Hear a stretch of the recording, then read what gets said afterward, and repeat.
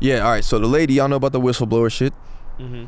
Or I was hearing about it all week. Finally watched the 60 Minutes today. But y'all were just hearing about it everywhere? I watched like a part of the 60 Minutes. Yeah, same. All right, I watched the 60 I Minutes. watched it in class and then I watched it again. All right, so what's the shit that y'all are hearing about it? And then I'd say, like, I guess what my understanding of, like, all the shit that she was saying. I remember that she worked for Pinterest. She worked at Google. She was a... Okay, I didn't know that. She was a, like...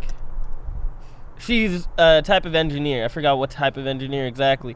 But And everyone mad at Facebook now? She was very, like, meticulous with this because she had to get enough evidence to show that, like, the research of Facebook, that what they're doing is, like, they're willingly giving people the bullshit. Like, yeah, it's like or promoting misinformation. That's what it was. She was in the misinformation department or something, and that was like her job. Yeah, was to make sure that wasn't going through. And they were pretty much allowing it to like go through. Yeah. And they were doing it based on like a scale, pretty much like of growth versus what was it, retainability, or how much you keep somebody on the app. Exactly. And for them to grow, they were trying to keep you on the app more, which is promoting divisive information, divisive shit. And they were saying basically like during 2020 when like around the election time, they had their server or their settings were like way more up, so they were actually like taking off. I forgot the percentage she said, but all the percentages pretty much apply to her story of like, oh shit, that sounds pretty fucked up. But during the election, right? Yeah, exactly. And I guess there were specific emails that were saying, all right, cool, like we got through the election, now we're gonna go back to basically dropping the settings down to where I think it was like 2 to 3% of the shit actually gets like stopped or cut out, but they're really more focused on retention. So if you have more interest in negative things like, you know, you're racist shit like that, like the fight videos, they see they're gonna keep it on the screen, and it's like universal whether it's good or bad. But the majority of, so they're saying the bad stuff will tend to keep people on for longer periods of time. So basically, if you're someone that's into that type of shit, they'd rather keep showing you more shit that's deemed bad. Because it makes them more money. Yeah, versus, you know, so that you have more ad time, you have more people watching this negative shit. And in the research, it literally shows the fact that, oh, okay, so if people stay on this app, we don't care how we keep them on the app. Just keep feeding them what they want. Yeah. And this is a subconscious thing.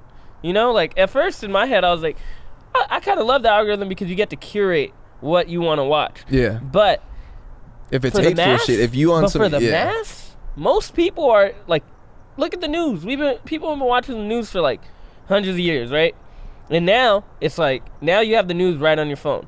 And you are in choice, or it's your choice to make this selection of the bullshit that you're watching. Yeah. Whether it's fighting, whether it's just people talking shit, whether it's fucking racism. And back in the day, they just had like 3 news channels. But so it's just a lot of exactly. But and that's why so many of these people though, when you see like the people doing the insurrection, what's that shit called?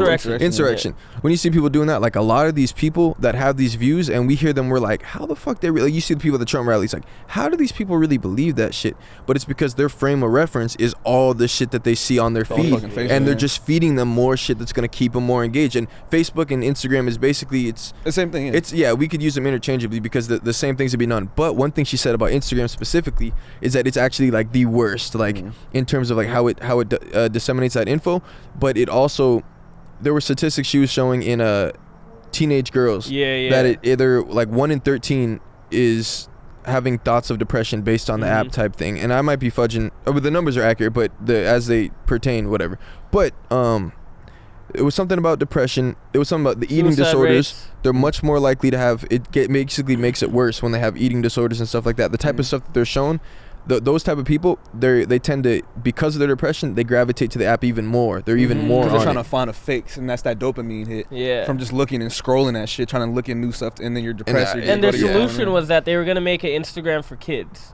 If they make Instagram for kids, it's like... But now they put it on hold, I guess, after all this shit has come out. Hell yeah, that of course they got to do that. Like, I don't believe that social media was created for, like, the negativity, like the original fucking thought. Like, I don't think Mark Zuckerberg had that idea, but it's like... And she even kind of defended him.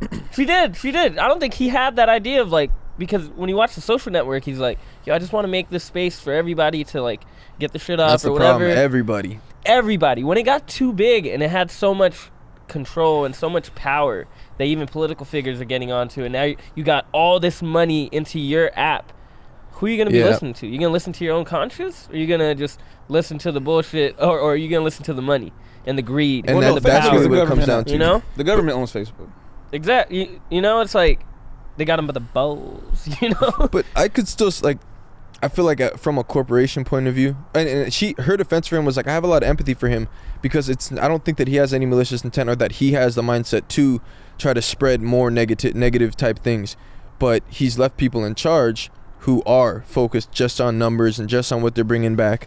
And I don't know, to be honest, I think it's not necessarily that Facebook has bad intentions to do things, it's just that they don't really care. It's just about what can keep people online for longer. Let's take YouTube for example. If we started talking about some weird ass like Nazi shit, like we were on some like Nazi type, they're gonna take the shit down. Like they're not gonna go for that because of their ads and different shit like that. Facebook's platform, it doesn't really matter. Like as long as you're on it, you're on it. YouTube had to worry about the ad revenue. They had to worry about all the people being advertised. Facebook and Instagram, it doesn't really matter because you're being brought, like they just care about keeping you on screen because the ads are gonna pop up regardless for whatever you like. So it's like they don't censor that shit, so they're just after what can keep you on screen for longest. So if you like Nazi shit, we'll give you more of that. It doesn't really matter to us. You like, oh, you into some kinky shit, we'll give you more of that. It doesn't really matter to us. YouTube is different in the way like they censor things. I would think like you could blame the consumer for this, but it's been like programmed in us for so long to like the negative shit. You know, because it's way more entertaining to watch somebody get knocked the fuck out. Well, not even just negative in sense of like it's hateful. Like you're in a white power group, that type of shit. Yeah. Negative in that sense of like if you're into that, it's gonna keep showing. Like I don't think it's out to show you negative stuff. It just doesn't care at this point. Like the algorithms are only catching 2 to 5. They're pretending like, oh, we care about this hateful shit. I just got something about they took down a story post, bro. The post was from a year ago. And I don't remember posting it. It said this is false information. No, it just said like we've taken this down. I'm like, bro, that's a story post from like a year ago. Yeah. But it was something about Hillary Clinton, bro. I didn't remember posting it at all. I don't think I did. I think these social media companies have too much power. Yeah. Well, who gave them the power? Us or the elites? Oh, we're all in this together. Yeah. I think it's a melting pot. But like we just keep seeing them like fuck up. Like we've had Facebook on trial for like spying on people. You know what I'm saying? Then we have like the algorithm of for the same thing though. Yeah. They're spying for ad revenue. We want to know exactly what you like, what you into, so we can just send all these things. All the people that are paying us for ad revenue, we know exactly who to send it to. Yeah. So it's great business. This is phenomenal business. But us as consumers, like, do we really have a choice? Because like if you try to use like a third party app or something, it's like it's kind of different, you know. Well, now Apple has like ask not to track. We'll see. Yeah, you see that for certain that things. Don't mean shit. Yeah, but for like the Instagram stuff, I don't care. I'm glad I'm getting ads and more shit that I like. It's just like you said, you can curate it. The problem that people find is that you curate whatever you want to see, but the people, like, it's a big ass world. So you have fucking people building up insurrections. You have Facebook groups just openly talking about what they want to do and how she had quotes listed off that were talking about like bullets before ballots and shit like that leading up to that day. Like there's a bunch of stuff that like if you're not censoring your platform, anyone can use your platform and build their own base of whatever that shit is, whether it's ugly shit, killing people. Remember we had all the Asian hate crimes. If people have a fucking Asian hate group, if that's what you into, your feed, that's basically what we're hearing. Especially dangerous because like you said, if you're not monitoring it, let's say it's a smaller group in Tennessee and they have 200 strong, that's a lot of people. And you think Facebook is like, you know, monitoring 200 people's conversation in a private Facebook chat? Like probably not. Yeah. So that's where it could be dangerous. And they were when it was like, all right, we got to get through this election. It's getting a little hot. Yeah. But then it's like, that shit's over. Let's let this shit rock. We need to get this. I mean, it's all about the profit margin. And then again, it's like, it is a business. So it's like, that's why I don't think it's really malicious. It is messed up, I guess, on a moral level. Tell them to turn the phone off. Bro, yo, that's crazy. Like, think about cyberbullying nowadays. You know, that used to be the thing. Like, don't be on your phone. Get off your phone. Yeah, but now it's like simple.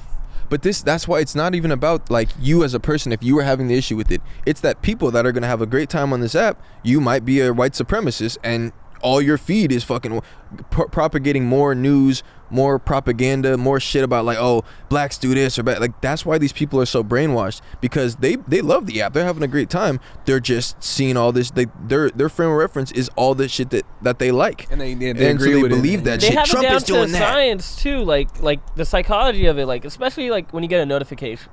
You know why they have the notification at the top right corner and it's red? It's because it's like it literally lets out a fucking rush in your fucking brain. But that just makes sense. Like, I mean, I do my thumbnail. I do our thumbnail so people want to watch the video. Like, I'm doing it so people want. So it's like, it's just business. Like, people, yeah, they want people on the app, so they're gonna do shit that make you pay attention to the app. Yeah. I mean, there's a fine line between I want you on my app, you know, and you're using tactics, and then like going into like the psychology of shit. Yeah. Like tapping into like your human drive to where you can't even control what you're tapping into. Like mindless scrolling. Yeah.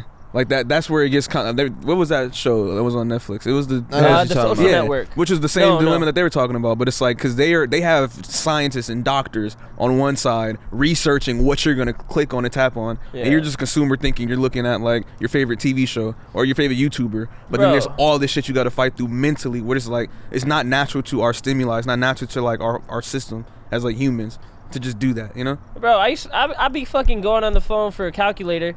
And end up on Instagram for 20 minutes. I'm like, what the fuck? How did I get here? Yeah. That shit it's crazy how our phones, like, I need to get better with, like, conscious scrolling, yo. Because that shit is not fun when you're just on there and you're just like, what the fuck did I just do?